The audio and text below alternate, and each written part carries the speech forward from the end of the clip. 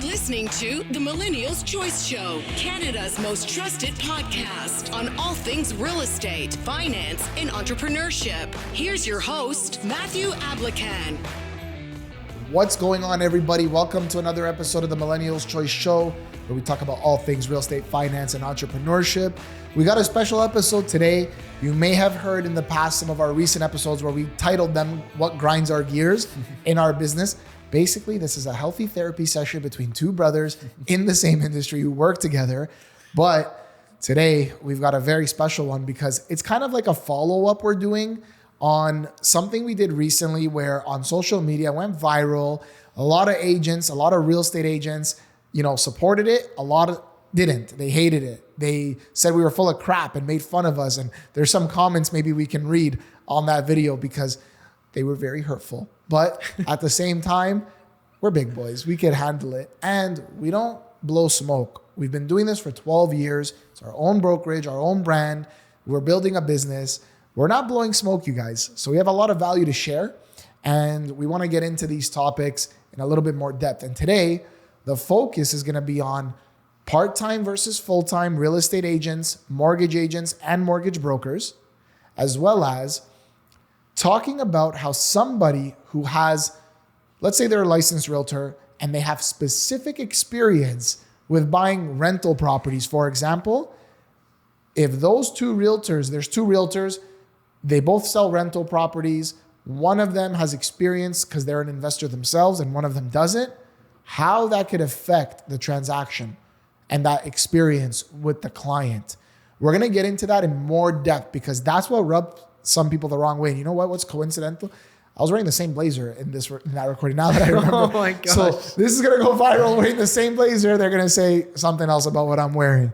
I haven't worn this in like 6 months. So let's get right into it, you guys. For those of you guys listening that are everyday people, working class people, thank you for your support and trust in listening to our podcast. We want to get to 100,000 downloads by the end of 2024. So make sure you share this episode with your family and friends. If you find value in it, leave us a comment. We respond to those directly. Like it. Or if you don't like it, leave us a comment. Either way, we love you. It's two sides of the same coin. So we love you guys. Let's jump right into it. Danny, talk to me. Thank you. And I just have to add, if anyone's watching this or listening to this and you're not a real estate agent, you need to keep listening and watching this because there's going to be red flags for you as a consumer, someone that's actually hiring a professional to look out for. And like I said, we're not creating this to bash on anyone. We love our industry. We want to make our industry even better. And we hope that this actually spreads awareness to the public and to consumers so that they know exactly who they're working with and the pros and cons and red flags. With that being said, yeah, it's all about MRGA, make realtors great again. That's what it's all about. All right. There's a trademark pending on that. Don't you dare take that. Get the hats.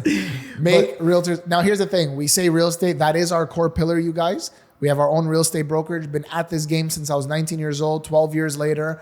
But we also own our own mortgage brokerage. It's under the same Millennial's Choice group of companies, the same umbrella. So we own our own mortgage brokerage. I'm a broker of record there. Been at that for 11 years. It complements our real estate business. So we are going to be talking. This is about realtors and mortgage agents and brokers. And we have a right to do that. So that's what we're going to talk about. What do you want to talk about the part-time versus full-time kind of thing first? Let's go talk about full-time versus part-time because it affects us all. What I mean by that is it affects the other real estate professionals that are full-time when they're trying to engage activity in real estate trading with someone who is part-time. What I mean by that is, for example, it's happened to me where I'm helping some buyers of mine and I'm looking to book a showing, let's say. And long story short, I'm trying to book the showing online. For some reason, the times are blocked off. Like all the times are blocked off and I have to reach out to the agent in person over the phone and call them. Not only is it very, very difficult to get a hold of this person, once I do, I find out that they have a full-time job and they just are doing this part-time. This listing is a close family friend of theirs property, and that's why they have the listing and that's why it's on the market and they're representing them. Not because they're, making commission off of it or anything like that. It's just as a help for a family friend.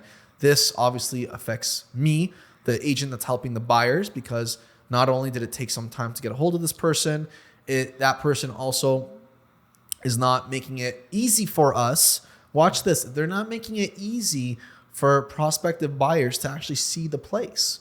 And what I mean by that is they didn't coach and help their seller, who in this case is a family friend, in terms of what they should do in terms of availability for showings, things like that. It's very strict. You're only allowed to come see the house on Saturdays, from 6 p.m. to this p.m. to 8 p.m. And it's like, guys, people are not available, at that time. What if we want to see the house? They really like it from the photos. Well, sorry, this is the best we can do. That's honestly a bunch of BS, because when it comes to buyers need to go and see the house before putting an offer. That's what I always recommend. Listing agents like that who are part-time, again, they don't really care, especially in that example, real life example, where we were literally having to beg them to let us into the house to show it to us. Otherwise, my clients felt like they're going to miss out on that house because it seemed like a house that checked off a lot of their criteria. That ruins it for people. I'm completely against when there's agents that are very part-time. They only are in it to, help a family member save money on a listing because they're selling it for free for them, whatever the case is, whatever the background. It makes it much more difficult for the process of homeowners or people trying to buy and get into the market for whatever reason, whether it comes to doing things like that, not setting up a lockbox properly because they don't have a lot of experience setting up lockboxes. I've been to showings, guys, where I open the lockbox, there's no key inside, call the agent, can't get a hold of them, and guess what? We got to skip out on that property. Now, that agent is doing a huge disservice to the client that they're selling the house for.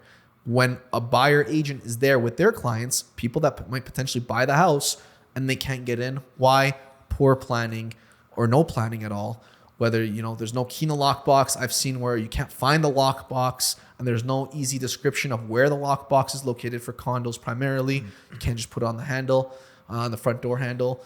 Let me interject. Yeah. Let's bring back the focus to the consumer, because I like what you said.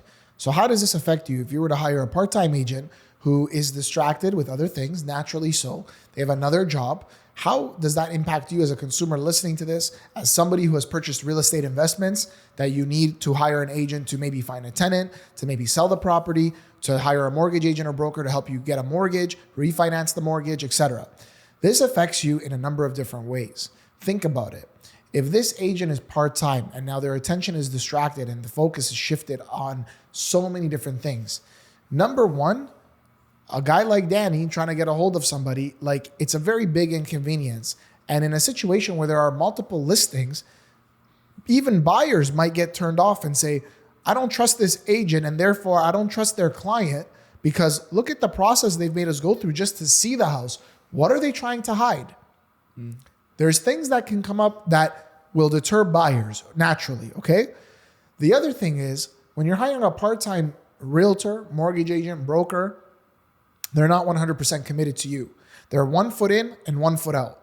And in any area of your life, if you're listening to this, if you're 1 foot in and 1 foot out, clearly you're not performing at your best capability or your best ability in that area of your life. Okay? If you're cheating on your diet, if you're cheating on your exercise, if you are not committed to your relationships, this is not good stuff. Okay? That only leads to one direction, and one direction which is a bad one. Okay? So now as let's say a home seller, let's just use that example. You're hiring a part-time agent. Don't you think, would it be reasonable to consider that if you hire this person and now on the other side of the field, there's a buyer agent who's 100% committed, years of experience, gone to networking events, always committed to their learning, actually is referred people by their clientele because they're great at what they do. They're building a brand. They have a good reputation. Don't you think when that person, that buyer agent, approaches your listing, they are going to make dog food out of this person who's trying to sell your property? Because that person is not going to have the same level of negotiation skills, the same level of people skills, communication skills, and ability to carry out their duties as a realtor as that buyer agent will. So you as a consumer hiring that listing realtor will automatically be in the hole, even though you think you're making money because you're saving on the commission. Because 9 times out of 10, I don't want to say 10 out of 10 because nothing's guaranteed, but 9.9 times out of 10, that person you're hiring who's part-time will always discount their commission because they are not valuable in the realm of real estate sales in any other way because they're not committed. And they're not confident in their service And they're because not they confident. haven't been through the hours. They haven't been through the transactions. They don't have that full-time experience of, I know what I'm doing. I've done this many times and I've done it well many times. There's no confidence. So if you're going to go that route, you are literally better off hiring a multiple listing service agency where they just list your property and you deal with it yourself. You're almost better off just to do that than to hire that person and pay them anything because there's no value in what they do At all. They're just going to be paper pushers. And there are other services out there that you can hire for that. But again, why would you? Why not hire the best? They're going to negotiate better for you. They're going to get you more money. They know what's happening in the marketplace. They have connections. That is so important. In markets where the market is, for example, let's just use the one that more people are aware of, where it's really, really hot. And somebody says, oh, the house, it sells itself. That we'll sell the house before we even put the sign on the lawn. Okay, at the end of the day, it's not just about selling the house. Anyone can sell the house. It's about selling it for the top dollar, the best terms and conditions for you, and knowing a little bit more about the buyer. And what do I mean by that? There are scenarios where we are across from a realtor that we know, they're from another firm, but we know them. We've transacted with them before. I'm literally going through this right now on one of our deals. And my clients asked me, do you know the realtor? And I looked them up and no, I've never heard of them. They own their own I've never heard of them. That's not a bad thing. I'm just saying that it's not someone that you can kind of rely on their reputation. And why is that important in a hot market when you are hiring a listing agent? Well, because the more people who know me, the more people I know, when a buyer comes to the table, and this has happened many times, they come to the table with their agent who I know and I've transacted with before and it's been a pleasant experience and the deal's closed. I know that agent has done their due diligence on their buyer. I'm more confident in them doing that due diligence than someone I don't know.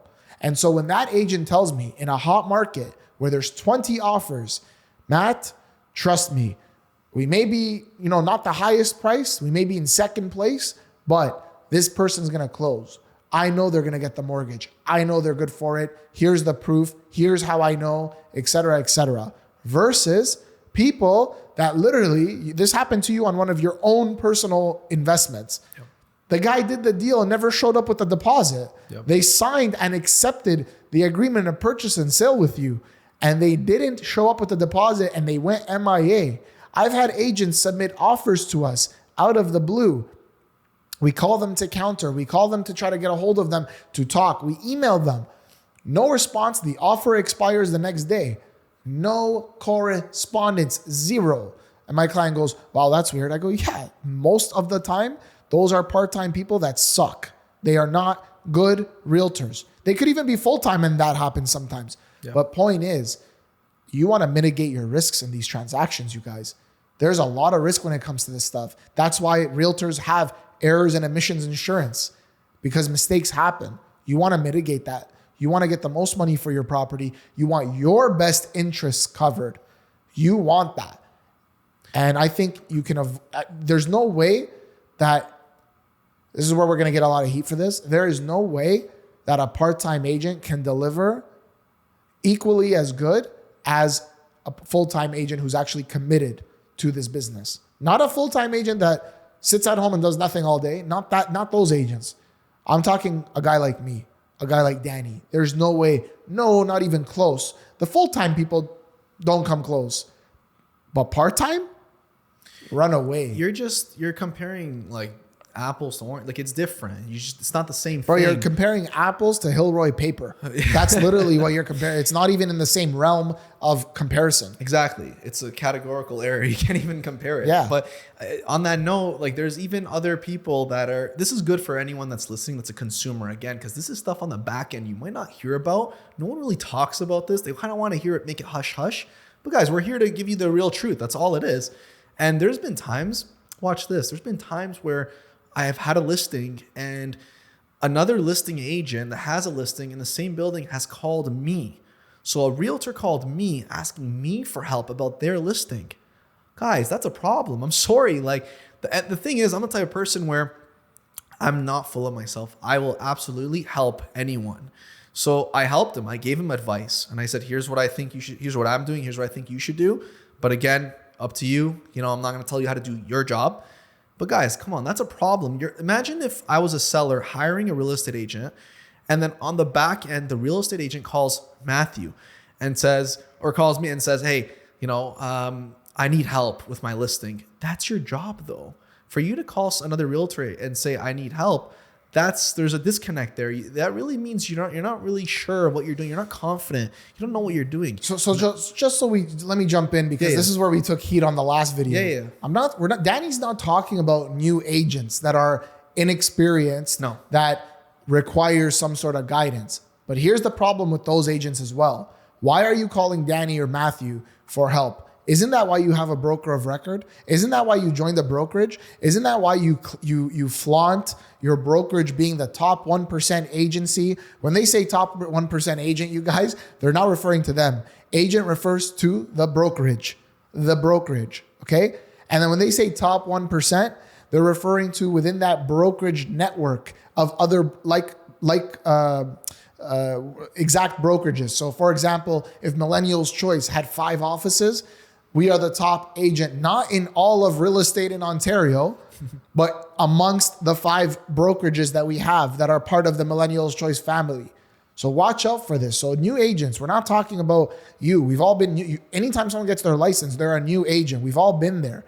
But what I'm talking about is, I had this example where an agent calls me and goes, hey, what should I price out my listing for? Wait, what? In the same condo building that I have a unit. And I go, what unit do you have? And here's the thing, bro. It was the guy who purchased it from me was hiring this guy. And when I dug deeper, oh yeah, it's because he's only charging me 1%. You're charging me full pop. He wants me to help him price it. That's a problem. That's a problem. Why would you hire that guy? And then you come out and the pictures are like diagonal on the MLS and they don't know how to like market it. And then they're like, they price it at $4,399,000 when it should be $439,000. They screw that up. So they do the price change. It looks bad. The listing looks bad. It's not opening. It's not welcoming to other people. People question it because then they see, wow, this agent didn't even invest $1,000, $2,000 in marketing the property with proper photos and floor plans and videos and things like that. And meanwhile, you want that person that you think they're saving you money. They are costing you more money than you could think. Believe me. And at the same time, whenever you see listings that are usually on the market for 90 days, 100 days, I call the agent. I ask them, like, what's going on? And sometimes if we don't hear back and, we go end up doing the showing, you see what's going on. You see the problem. The property is not showing well, or there's something that the agent could be doing to help it to show better. The other day I was doing a showing for clients. We walk in and the homeowner's there, just standing there. And like, I don't know who the homeowner is. I don't know who the stranger is in the house. I have the showing booked for privacy and security reasons too, for our own safety. I asked them, like, who are you? Like, are you another agent maybe? Maybe they're doing a showing. I don't know. Maybe it's someone breaking in the house for all I know. And I asked them, like, hi, like, I'm Danny, here's my card. I'm the agent, doing a showing. Like, may I ask who you are? And guys, like it was a homeowner. They were so just like, I don't want to say rude. They were just so like not polite and just there. And it was kind of like, it really brought a bad taste and experience for the buyers because they're like, we can't talk. It was kind of weird. It was eerie. We're like, we just want to leave because the homeowner didn't even at least leave and excuse themselves. They're just there. They're like, go look. I'm like, okay. Things like that, I find inexperienced agents or agents that are part-time or fully, they don't care. Well, it's not that they necessarily don't care. Some don't care. They just don't know better. They don't know better to properly advise and guide their clients. We are guides. We are advisors. We're negotiators. We're salespeople. We're all of that stuff. And a lot of people don't know that. And that has turned you off. That's turned me off. There's been a lot of scenario. The other day, a house sold for just over $2.6 million. I don't want to reveal the exact price. My clients were willing to go to 2.7. The agent never told us they got an offer and worked with the offer. It sold for under 2,620,000. You get the idea, between 2.6 and 2.620. We could have went to 2.7. My clients were prepared to go to 2.7. The agent never informed us of an offer. Yeah, but they have to though. They have to. And they didn't even let you know. I'm not. Listen. At the end of the day, I told my clients. I said, look, you guys want to report them? By all means, go ahead. You're a consumer, and this, they didn't protect you. That they didn't protect their client. They didn't protect exactly. But I said, let's say it sold for $2,620,000. There's an $80,000 difference there that the seller, who's not my client, could have benefited from. Wow. That was their commission on that deal and then some. Maybe that might have even been the total commission. I don't know how much they negotiated for themselves. You literally lost it. So you thought you saved money on this commission. You lost $80,000, and it was a little over $80,000. But that's the problem people don't understand, Matt, because people have said to me, well, why would I hire you for, let's say, 2.5% commission to sell the house, as opposed to someone who'll do it for, 0.5% or 0.25%. They don't understand. They think we all do the same thing. That's the disconnect I've found with consumers. Guys, it's not the same thing. You really want to go and try to see if the grass is greener on the other side. Again, it's just common sense. There's always people in every industry. There's in trades, you want to call a contractor. Somebody's going to quote you $30,000 for the job, right? And roughly for that job, it costs around there.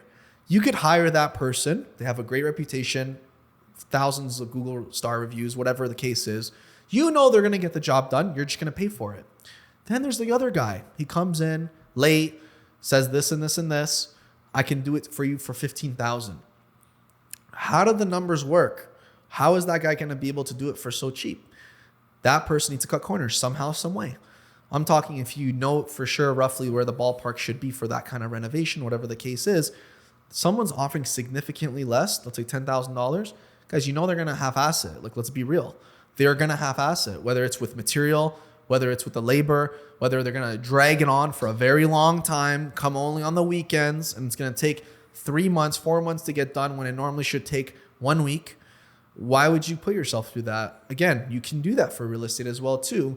Again, if that's the result you want, just don't complain later and say, wow, I thought it was going to be perfect and whatnot. That's the disconnect though. They think we do the same thing. Well, just to debunk that, nobody does the same thing because people are different. So if you think that, you're still kind of like, I encourage you to kind of just up your knowledge because you look bad. If someone says that to me, no, I don't get that anymore, as often. Like it used to happen early on, but now I don't. I guess it's because we're creating content, people know us and stuff like that. We are the experts, but it just shows a lack of knowledge. And you have to understand, when you're in a certain position, we pick and choose clients. Not everyone who comes to us we work with. Thankfully, thank we're God, at that position. We put in the work. Years, 12 years of work. 12 years of work. You better be an expert. Whereas there's a lot of people, they just take what they can get. And my question to you, if somebody is thinking like that, why you? Why would you pick one doctor over the other? Why would you pick one lawyer over the other? Why would you pick one trade over the other? Why would you pick one company over the other? Why would you pick any brand over the other? Why? Because to you, that brand, if you're someone who values value and values what you're paying for and what you're getting, you're going to want the best because you expect to get the best service or best product in return. That doesn't mean, I want to be very clear, the best is the most expensive. But I could almost guarantee you that the worst is probably the cheapest. Keep that in mind. Some people price gouge. That's wrong. We're not talking that. But I'm talking about justifying what you're paying for. Justifying the value and service you get in exchange for what you're giving. The money, whatever the cost is. That's what I'm talking about. And on the topic of part-time versus full-time will blow out part-time any day of the week. And then within the full-time realm of realtors, there are hierarchies as well. And their stats, just look them up. I saw this in America. 43% of all realtors this is America. It's a little higher here. 43% in America do one deal or less in a year. Every year they do one deal or less. You don't want to be hiring the person that does one deal. If a realtor is not able to generate business and is not getting business even in a slow market, there's something wrong with the way they're handling their business. Their attitude. Their ego, their anything. They don't know how to market. They don't know how to sell. They don't know how to negotiate. They don't know. They don't know. And now it's like any other business. If you walk into a restaurant and the restaurant's dirty, it's open on certain days, it's closed on certain days, there's no consistency, the food is whack, there's no consistency in the food either, chances are you won't go back to that restaurant, or you won't even sit there and eat.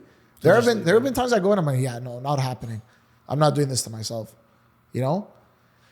It's the same way when you're hiring a realtor or any other business for any other service. You need to know what they're all about. You need to know what they stand for. You need to know, are they one foot in, one foot out? Are they fully committed? What's their background? What's their experience? What's their sales volume? What's their systems? How do they market things? You need to know that. And I'm just boggled at times where people think they can get full service for a discount. How does that work? What business does that? What business does that? Doesn't exist. It doesn't exist. It's not real. It's not tangible. You can't show me that. And this person said, the most common one I get, they're going to stage the property. They're going to market everything you're saying you're going to do, they're going to do. They're going to negotiate for me, like you said. They're going to vet the buyers, like you said. Everything you said they're going to do. But instead of me having to pay them $20,000, $300 for the commission, they're only charging me $5. Why? I'm like, okay, Mr. or Mrs. Seller, let's break that down. If that is true, how much does the staging cost? I don't know. That's up to them. I'm only paying $5. But don't you want to know how they're getting the staging, what kind of staging it is? Don't you want to know? Didn't they tell you that? No. So there's no transparency. They work for somebody. So after they split the $5,000 with the owner of the company, let's say they split 10% of that, they're left with $4,500. After they pay their taxes, how much are they going to be left with? $3,000, $2,500? And then after they pay for all their marketing expenses, what are they left with? What are they left with? The staging and all the marketing expenses. What are they actually left with that they take home? Why is that important for you to understand? Oh, I don't care. No, I'm paying. That's what I'm paying. Why is it important for you to understand, Mr. and Mrs. Seller? Because you work for a living, don't you? You have a job. You're an electrician. You work Monday to Friday, tiring, the demand, the strain on your family. You're working hard, right? Would you cut your fees just because the other guy's cutting their fees? What would happen if you did that? How much money would you be bringing home on this particular job? Oh, that makes sense. I never thought of it that way. Would you now still do that job if you're going to get maybe 1/8 of what you're entitled to get? What you as a professional, as a licensed electrician who spent hours trying to get your certification, who has insurance, who's never cut corners, does the job right, would you do it for 1/8 of what you should be doing it for because of your value that you bring to society? No, you wouldn't. Why is that important? Why would an agent, even though they're telling you, even though you sign off that they're only going to charge you $5,000, why and how can you expect them to do a solid job? When they are entitled, they deserve, not entitled, that word can be used differently. They deserve, based on the value they've brought to society and how they've created that value by the hours they've put into their craft, the networking, the skill, the experience, all of it. How could they only charge you 1/8 and still do that same job? It just doesn't make sense. It doesn't make sense. Just think about it logically. Don't look at it as emotional or what am I paying? They won't. It doesn't work that way. At 9.9 times out of 10, it won't work. And by the way, guys, like for anyone listening and watching this, like what we're speaking on when we're giving these examples, they're real life examples. It's because it's happened with us and another agent. We've experienced that and we've taken that away and we're like, wow, this is what people don't see. This is what people don't know happens on the back end. But they're doing their clients a disservice. Again, going back to what Matthew just said, it will never make sense for people to be able to do the best and provide the best while not making any money or making very little. They won't do it. It just doesn't make sense. You know, people won't do it if they're electricians or in trades, whatever. What makes you think a realtor is going to do it? And full disclaimer, commissions are not set in stone anywhere. You can negotiate your commission. It's not set in stone. You don't have to pay there's no standard of like 5% or 6%. There's no standard. I want you guys to know that. And we take every deal we do on a case-by-case basis. So when realtors say, yeah, the standards, no, it's not. It's a lie. That's a lie. Yeah. It's a flat out lie. They're just saying so just understand that what I'm trying to tell you is somebody who's valuable, who knows the value they bring to the table, they're not going to be the cheapest. That's all I'm saying. What they charge, percentage, how much should I pay, whatever, that is up in the air. That is up to that person. They are running a business. I think the mistake most realtors make and most mortgage agents and brokers make is that the barrier to entry into this industry is so low, both industries, is so easy and it's so low that the mistake they make is that they don't realize that they are the business, that they are running the business. Just because they don't have brick and mortar or inventory that they have to pay for, or maybe staff that they have to pay for, doesn't mean that they're not running a business.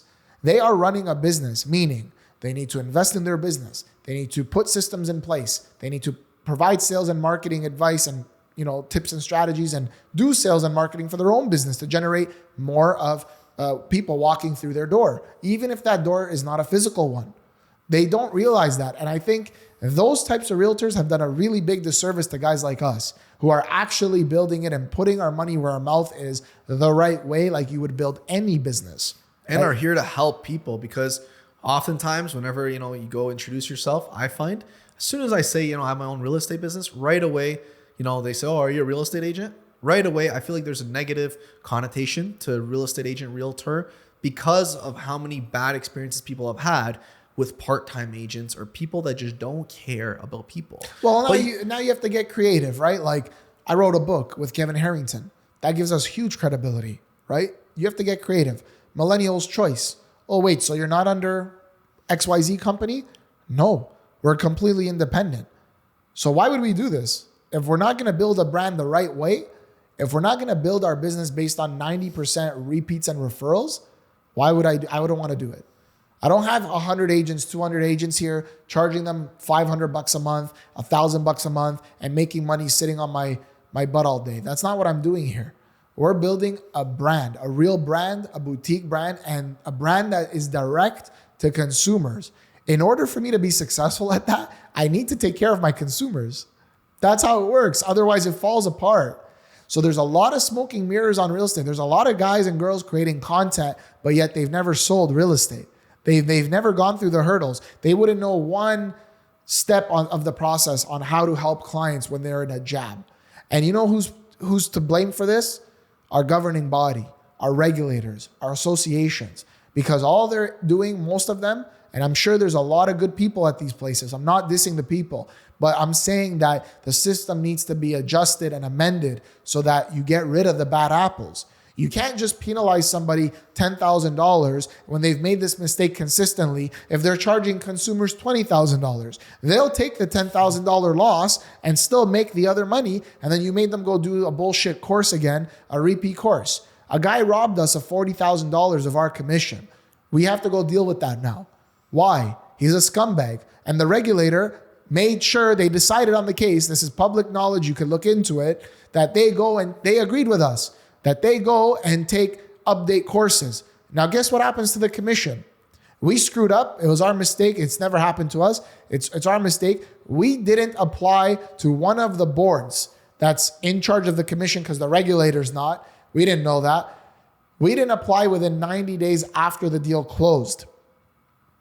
A lot going on in our lives, you guys. A lot. We had our babies. We had lots of stuff happening. Our first-time dads. We didn't know. Ignorance. We didn't realize that there was a 90-day window. They don't teach you that in school, in the real estate courses. I've never heard that in my life. They don't teach you it. And what ends up happening? Yeah, the regulator decided in your favor, guys. But as for the commission, too bad. You're outside of the 90-day window, even though you explained your circumstances to us. Too bad, so sad. Guess what happened? That realtor that did that knowingly asked a client of ours, do you have a realtor? And they said yes, and still willfully went behind our backs, did the deal. I blame the clients as well, but did the deal. The governing body, the regulator, found this out because there was evidence for it through the testimony of the client. And now Danny and I are out $40K of commission. It was a big property. How is that fair? How is that fair? And the reason why I share that with you guys is because That's the state of our industry. So what did they do? They didn't even penalize the guy. He got away. Just go do these courses on ethics. But you made 40 grand doing what But you you did. made 40 grand. You don't expect people, bad realtors, to say, To go and do that? screw this. I don't care, man. I'm going to do it. I'll screw this guy over. I'll cut his grass. And if that guy's doing it to us, you don't think he's doing it to consumers? You don't think he just does it? No, he's a good guy with consumers, but with us, with realtors, he's going to be a bad guy? Come on, guys. It's time to wake up. The same way you want to wake up levels of government and healthcare and other industries. Our industry is no different. We're fighting the good fight. We want to make it happen. We want to make it better, yeah. We want to be the best. We want to be the light in the industry. So guys, wake up to this. Take in what we're saying. This happens to us. And now we're out $40,000. We spent time with the clients. We worked on deals with them. We're out. We lost the money. Why? Because of a loophole in the system. So guys, if you're a realtor listening to this, hear what we're saying. You're in a great industry. You have a great career. Be proud to say you're a realtor. But understand that there are bad apples in this industry, and it's your job and my job and Danny's job and all the good people's jobs to now say enough is enough. We don't care that you're collecting all these fees from all these agents. We want the barrier to entry to be harder to get into this industry. We don't want, maybe it's about time people say, you know what? There's a fine line here, but maybe you shouldn't be able to get a part-time job as a realtor. I don't see doctors really getting part-time jobs. I don't see lawyers getting part-time jobs. And if they are, again, be careful, be wary, right? Maybe it's the same, and we have a mortgage license, so I don't want that to affect us. But you get what I'm saying. That's not part-time for us. That goes hand in hand with what we're doing. But maybe that's a solution that you look at. And you know what? Apparently that used to be the case. Realtors couldn't get a second job. I don't know, way back when. I think before we were born. But on that note, with, on the mortgage side, there's also similar things that happen that consumers don't know about for part-time agents. One thing that's happening right now, one way people are getting, not coerced, but pretty much tricked into falling into this trap. If you're a consumer and you're talking to a mortgage agent, I'm not saying every mortgage agent and broker does this. I'm saying if you're talking to a mortgage agent and you give them your documents and they say, oh yeah, you're approved. You're closing, let's say it's in 30 days. And then you're 2 weeks out and you still haven't signed anything. Okay. And you're waiting, you're saying, yeah, the agent told me that I'm approved though, but you haven't signed anything with any bank or anything like that. And then you get a call from the agent saying, oh, hey, by the way, something happened, the bank canceled the deal. Guys, they're lying to you. That's not how it works. It doesn't happen that way. If you're that close to the closing and you haven't signed a commitment, there's a problem. Something's going on in the background.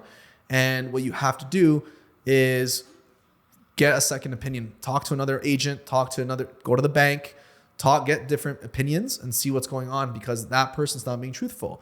If they're waiting to the last minute and then they're saying, oh, well, this happened, so you don't actually have the mortgage, this changed all of a sudden.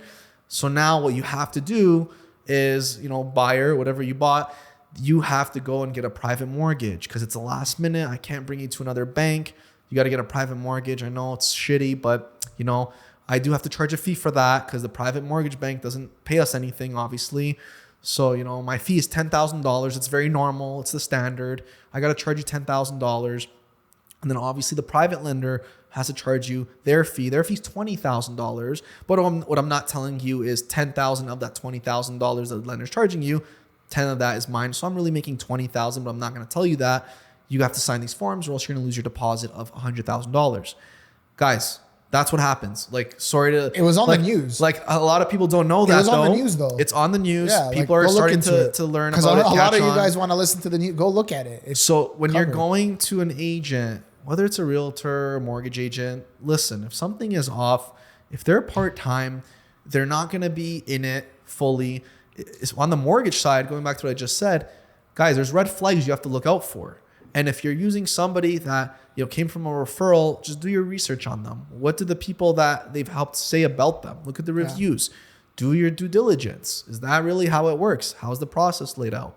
Because a lot of people, unfortunately, later they're left, holding the bag, and then that person thought they were getting a mortgage with one of the A banks, and then they just ended up paying $30,000 in fees, not even including lawyer costs, but are also at the same time stuck with a private mortgage now at 10% or 12%.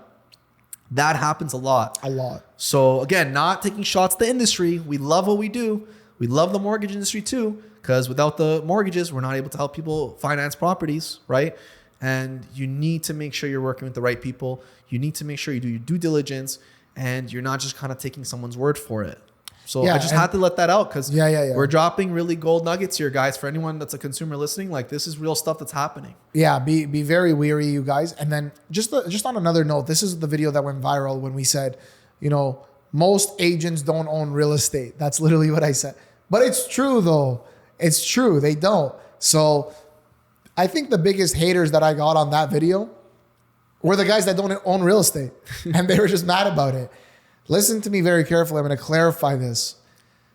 If you have two agents side by side, exactly identical, they're cut the same, meaning in any aspect, because some of the ones that hated were new agents. They clearly didn't listen to the video. If you're a new agent, okay, and you know what's funny? They got upset. Well, if you're a new agent, how do you expect to do this? You're new. What do you mean? What does that have to do with anything? I was a new agent, but I had purchased a property before I was an agent. You understand? Listen to what I'm saying, okay? Two agents, two realtors, two mortgage agents, two mortgage brokers, cut from the same cloth. Meaning, let's just say the realtor or the mortgage agent, they're new. They're fresh out of the academy. They are at the exact same skill level, knowledge, all that. The only difference is one guy has purchased a property for themselves, either a rental property, investment property, or the home they live in. They've done that. And the other person has not. The person who's gone through it themselves will be more valuable to clients than the person who has not, because they have that experience. It's that simple. If we fast forward, let's say 5 years in the business, those same agents, 5 years in the business, they went to the same events, they work at the same company, they got the same training, they have all the same transactions, the same 100 transactions over 5 years, same exact transaction. Let's just say this will never be the case, but let's just say, so I can illustrate this point, that it was exactly the same. The person who bought the property and owns the property or sold the property, but has gone through it for themselves, that person is going to be better equipped to serve their clients.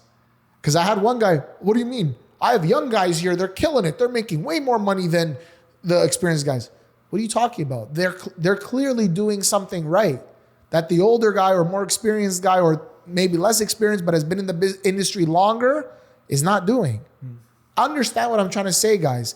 When you go against what we're saying, and I'm not saying don't, I welcome debate, but we're honest guys, we're nice guys, and we're solid. We are part of the 1% of realtors in the Toronto Real Estate Board. Understand what we're saying, the largest board in the world, individual board. What I'm saying is truth. On the flip side, mortgage agents, let's say the same idea, the new ones, out of the academy, out of the school, they got licensed. All the experience is the same, except one of them got a mortgage for themselves, has gone through that process, has went through that application process, got a mortgage on a property they purchased. That person will be better equipped to serve their clients than the other person.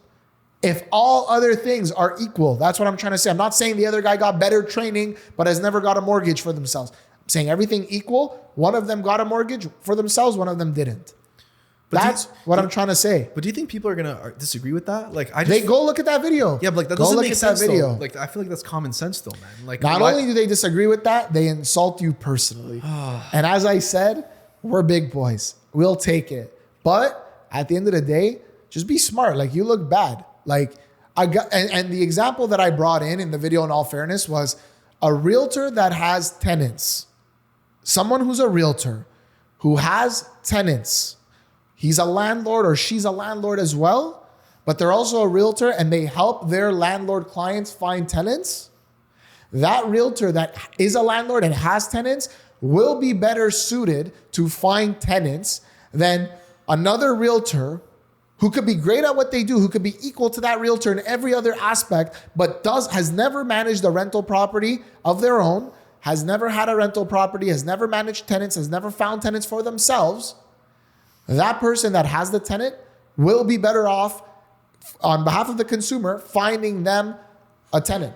That's just how the world works, you guys. I'm not saying anything new here. And if you don't think so, you got an ego problem. You can't check your ego at the door and say, you're right. With that experience, you're right. I should be better suited to find people a tenant, find landlords a tenant. And you know what's crazy? A lot of the new agents commented on this. And honestly, like we help so many new agents. I found this so shocking. How can this person expects this if you're a new agent? I never said anything about you being new or you being in the business 20 years. I'm saying that someone who has the property or has gone through the mortgage application versus someone who hasn't and everything else remains equal, they will beat you 10 times out of 10 in that transaction because they've gone through it. They do have more experience than you. It's just experience, man. And being a new agent doesn't mean you don't own property. What if you're 50 years old, you become a new agent, but the guy has 100 properties? What does that have to do with being new? So even when you comment that, you actually show how little knowledge you have. I'm going to say that politely. When you say, well, I'm a new agent, how do you expect me to do this? What does being new have to do with owning a property? Oh, I get it. You're affiliating your age with new. That's a huge pet peeve. Don't affiliate your age and your experience with being new. Just because you're young and you haven't been able to purchase a property yet doesn't mean you're new. You could be newly licensed, but young and have that experience. I bought my first condo with zero help from my parents, zero help from anybody at the age of 19 years old. I wasn't a realtor yet.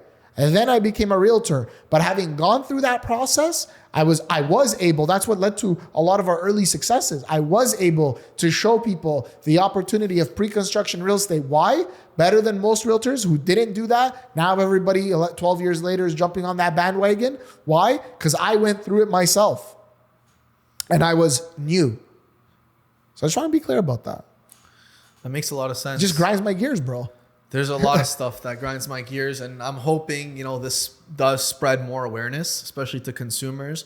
For professionals listening to this, real estate professionals or mortgage professionals, I want you guys to listen to this and be like, wow, these guys are so on fire. These guys are so passionate about what they do.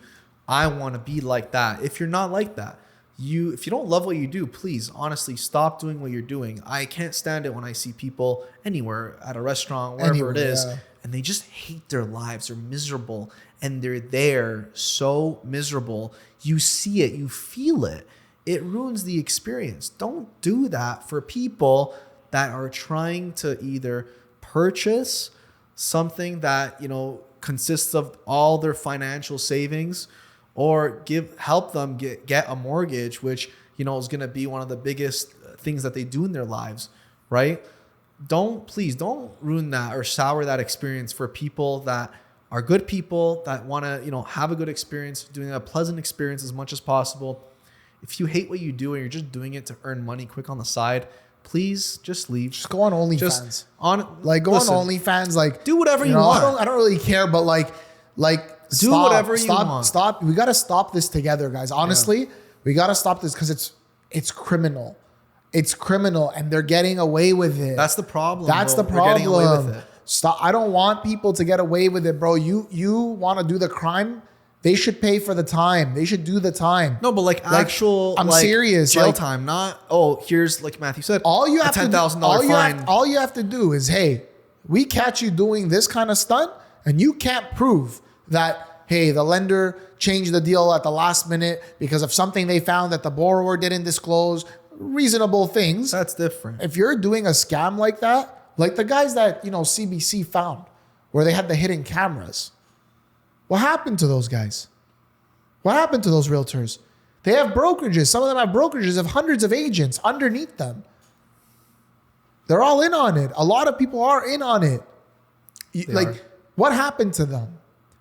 How can they still be, at the very least, operating their business? Have a license. Still. That doesn't make sense at all.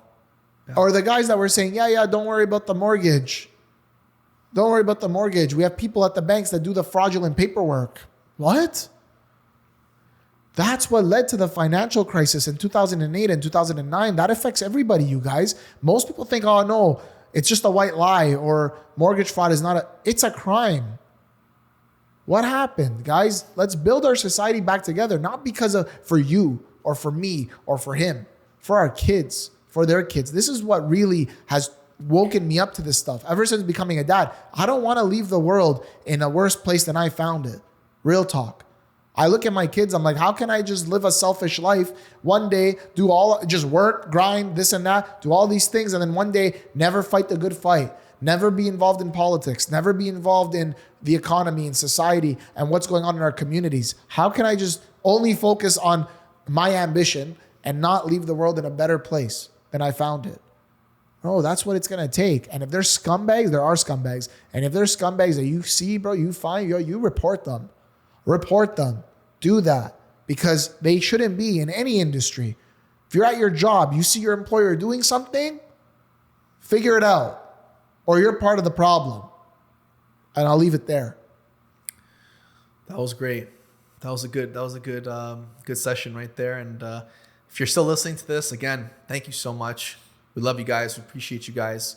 Is there anything else you wanted to add? No, again, we do this, we create content, we take time out of our days away from our families because we want to give you guys good content. We want to gain more followers, we want to have more influence, we want to bring more value. This is the way we do it.